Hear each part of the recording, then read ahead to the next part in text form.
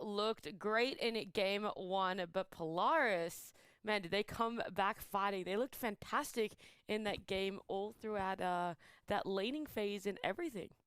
Yeah, just the amazing Nature's Prophet from Natsumi is his signature thing. He owns on it all the time. Yep. You know, and Talon, they picked Mike's... the Hyper Giga Ultra Trash Carry Bloodseeker. I was about to say Mike's over there just like, I told you, I knew it. But he also I said was onto something. he said NP was trash too. He did too, but he said Bloodseeker was more trash. So the more trash. I'm just surrounded by people that keep like 50-50ing it. Like, yeah, if I say something sucks on both sides, I'm always right. Very true. Yeah, the Natsumi though, do want to talk about it a little bit more because we saw him do a lot of early rotations right into that off lane early in the game, and I want to know just how impactful that was for Polaris' game. It was pretty good for the most part. So like they kind of lost out on.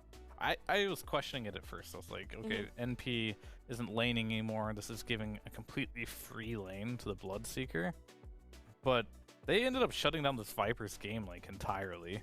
Like he just didn't have a game. So I was also considering like why did they pick Viper this game? Like they picked it into Enigma. It's not a good matchup. They didn't see the carry matchup as well. They're kind of like forced into picking it by picking the Tiny, right? Because they needed to make something work with Tiny in the laning stage, and this Viper just had such a horrible game, and it kind of just showed. Like, he just got dove over and over again by this NP, and they were able to keep pushing the lane over and over again, and it looked really rough for him out here. Started really well, because the Tiny got 2 tossbacks, they got double kill, they felt good, and then Tiny leaves to go die to reset his resources, and then Viper just dies while he's gone. Yeah. It's just all downhill from there. We did just see in the highlight clip there as well, but the high ground push from Polaris the first time, that Nature's Prophet dieback. I want to know why that failed a little bit for them, why Talon weren't really able to capitalize it on enough to be able to convert it to a win as well. They were just too far behind, so like, even though that was a dieback by the Nature's Prophet, they still secured, what was it, like 3 or 4 barracks at that point? And so he was dead for 2 minutes, but they were in no position on Talon to go high ground directly after, and they're still really far behind. However, that dieback and just them getting wiped in their base there did prolong the game to the point where Talon did have a chance to get back into that game, and that is the main reason why this game lasted as long as it did. Yeah, what would you have liked to see Talon do just a little bit different in their gameplay to actually be able to get it to be a win though? It would have to start way earlier than from that moment, right? It's going to have to start from the laning stage. Maybe hero picks as well.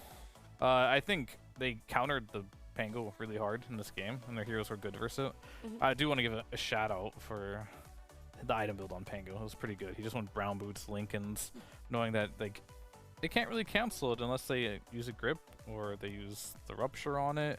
So I questioned if they were just gonna like be stubborn and pick this Pango into anything no matter what, but he did really well on this Pango considering like how hard his lane should have been and how bad the game matchup was for him.